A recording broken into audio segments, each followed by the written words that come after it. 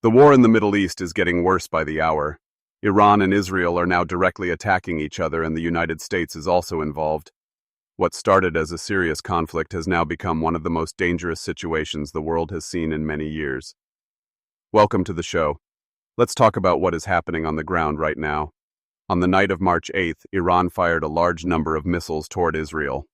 Air raid sirens went off in cities across the country, in the south, the center, and even in northern Israel. Millions of people ran to underground shelters as explosions could be heard in the sky above them. It was a terrifying night for ordinary Israeli citizens who are caught in the middle of this growing conflict. According to the Israeli military, this was actually Iran's 12th missile attack in less than 24 hours. Think about that for a moment. 12 separate attacks in a single day. The Israeli defense system worked to stop the incoming missiles, and officials said there were no direct hits or injuries reported from the latest wave.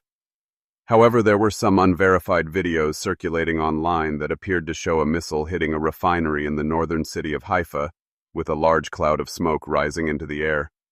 Another intercepted missile reportedly landed in the West Bank area, showing just how wide the impact zone of these attacks has become. Meanwhile, Israel has not been sitting still.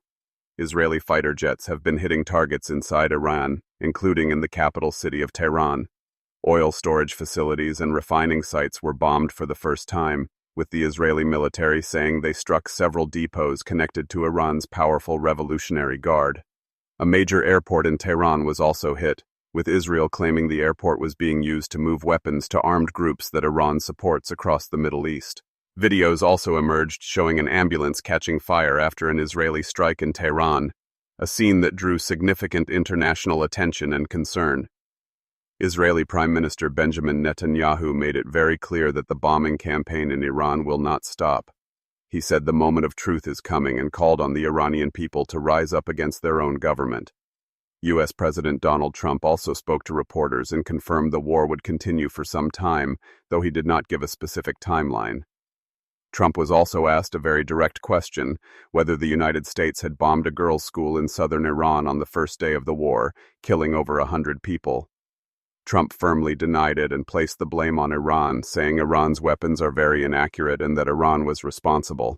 He was also asked what an unconditional surrender from Iran would look like. Trump said it means Iran either gives up completely or is left with no military capability at all to continue fighting. On the topic of the Strait of Hormuz, one of the most important shipping routes in the world for global oil, Trump said the U.S. has effectively cleared it out. He claimed Iran's naval forces have been destroyed. However, the closure of this waterway has already caused oil prices to rise globally, and many cargo ships have been avoiding the area entirely. Back in Israel, officials also addressed public concern about shorter warning times before the sirens go off. Normally, people get between 4 and 8 minutes of warning before missiles arrive, but in recent attacks, some warnings came only 1 to 3 minutes before sirens sounded. The military explained this is not a technical failure. It depends on how and where the missiles are detected during their flight path. In some extreme cases, they warned, sirens may go off with zero advance notice at all. Iran's President Masoud Pezeshkian also spoke publicly, saying Iran would stop attacking neighboring countries. However, almost immediately after that statement, air raid sirens went off in Qatar and Bahrain, both of which host major U.S. military bases. The announcement seemed to mean very little in practice. Iran later apologized for strikes that hit civilian areas, including hotels and airport zones in Gulf countries, but also warned that any country used as a base for attacks on Iran would itself become a target. At this point, just over 1 week into open warfare, the scale of destruction is significant. Hundreds of people have been killed, with most of the deaths reported inside Iran. The conflict has disrupted airline travel, international shipping, and has pushed global oil and gas prices sharply upward. Countries from Oman to Turkey are now being pulled into the situation in various ways. The big question hanging over all of this is, what is the end goal? What does the United States actually want from this war? So far, the answer has not been entirely clear. The Trump administration has at times talked about specific military targets, and at other times suggested the goal is regime change, removing Iran's government entirely.